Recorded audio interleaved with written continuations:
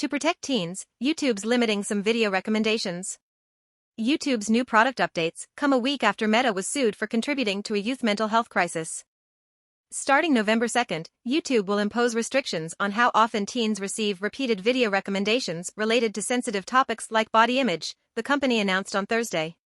YouTube says the new safeguards are the result of its partnership with the Youth and Families Advisory Committee, which consists of psychologists, researchers, and other experts in child development, children's media, and digital learning. For years, the committee has advised YouTube on the potentially harmful mental health effects repeated exposure to certain content online can have on teenagers.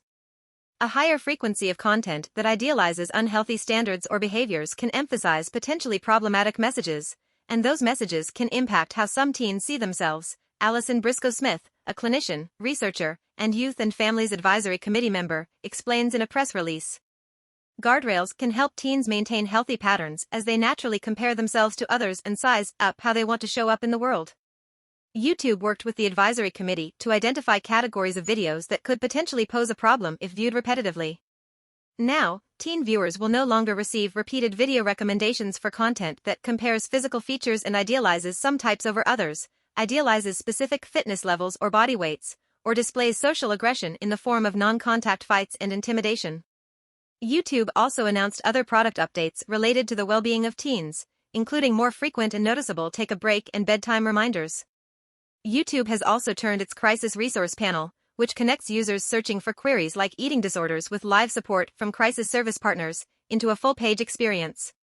The panels will also now feature more visually prominent resources for third-party crisis hotlines, while also trying to redirect search queries with suggestions for topics like self-compassion or grounding exercises instead.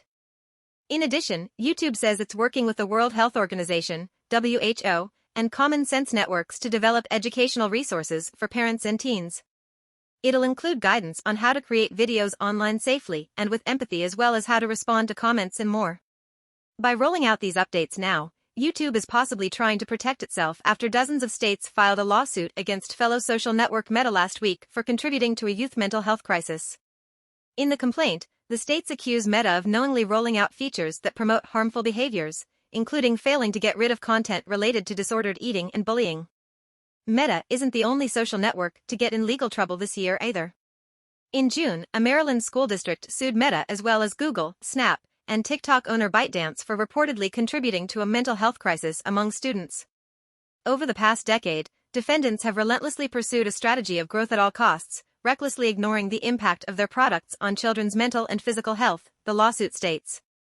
In a race to corner the valuable but untapped market of tween and teen users, each defendant designed product features to promote repetitive, uncontrollable use by kids. YouTube will begin limiting repeated video recommendations to teens in the US starting on November 2nd, before expanding to other countries in 2024.